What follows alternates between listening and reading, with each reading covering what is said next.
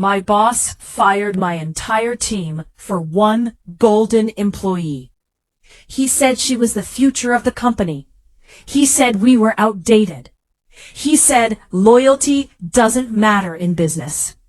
But he didn't know one thing. Without us, his golden hire was useless. And the company was about to learn that the hard way. It started on a Monday morning.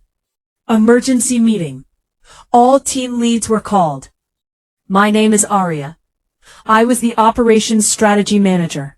For 3 years, my team handled high-value logistics accounts. We were not flashy. We were not loud. But we were consistent. Quiet success. Stable performance. Zero drama. Until she arrived. Her name was Chloe. MBA from a famous university. Polished resume. Confident smile.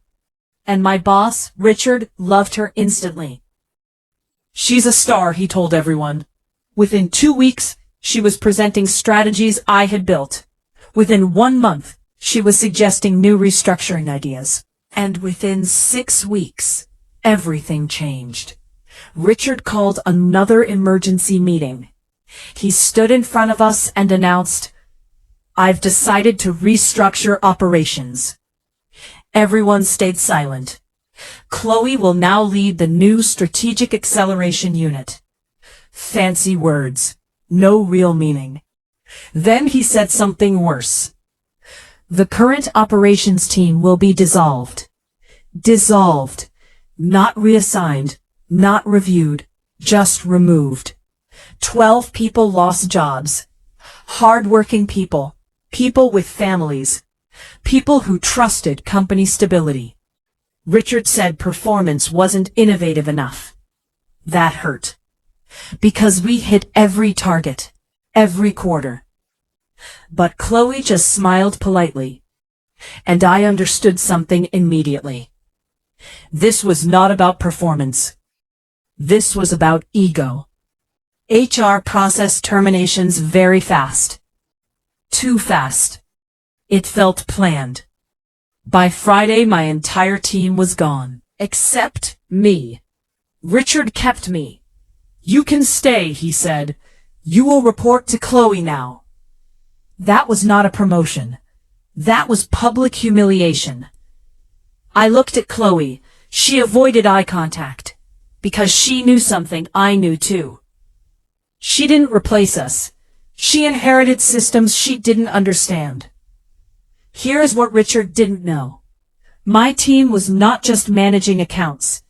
We built internal systems, custom automation workflows, client reporting models, risk protection processes. Everything was connected. But we never documented everything externally, because we built knowledge over years, and I was the only one who understood the complete architecture. When my team left, they took knowledge with them. Not illegally, just naturally, because experience cannot be copied instantly. The first week after restructuring was quiet. Chloe scheduled strategy meetings. She used the big corporate words: optimization, synergy, acceleration, modern transformation. But clients were not impressed. Response times became slower. Reporting errors started appearing. One major client sent a warning email complaining about service quality decline. Richard was nervous, but he kept defending Chloe. "She is still learning," he said. Learning from what? Systems she didn't build? By the 3rd week, a major problem appeared. A $220 million logistics contract renewal was delayed because of compliance documentation timing errors. One small mistake. One delay. But in corporate world, timing is everything. The contract was suspended, not canceled, but suspension meant financial penalties. Board attention increased immediately. That was when Richard called me into his office. He spoke carefully.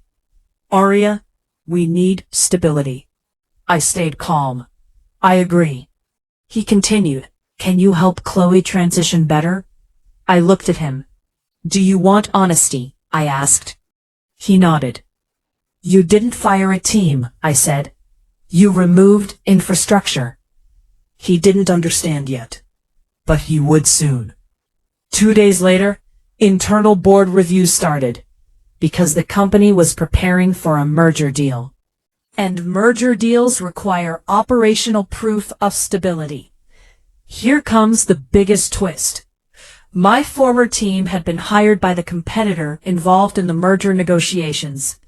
Not planned, just opportunity. Good talent always finds new demand. And now competitor companies had operational advantage while our company was struggling. Richard finally realized his mistake. He didn't ask how to improve performance. He asked, "What will it take to fix this?"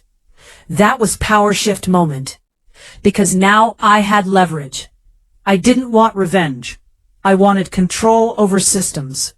So I gave conditions. Full authority to rebuild operations. Rehire approval for my team. Written acknowledgement of strategic error. Performance-based bonus equity structure. Board approved everything, because financial risk was increasing. Then came the second twist. Chloe was not incompetent. She was just placed in a role without structural support. Richard had promised her leadership power, but never gave her real operational authority. When deeper investigations started, board discovered something worse. Richard had ignored internal risk warnings before restructuring. He wanted to prove he could modernize leadership quickly. But ego decisions are not strategy. Board removed him quietly. Official statement said he was pursuing other opportunities. Corporate language for failure. 3 months later, my team returned. Operations stabilized. Merger deal closed successfully. During final board presentation, someone asked me what the biggest lesson was. I said, never replace experience with ego. Everyone stayed quiet, because they understood. My boss fired my team for a golden hire, but he didn't know something important. Gold shines, but infrastructure holds everything together. And without foundation, even gold collapses.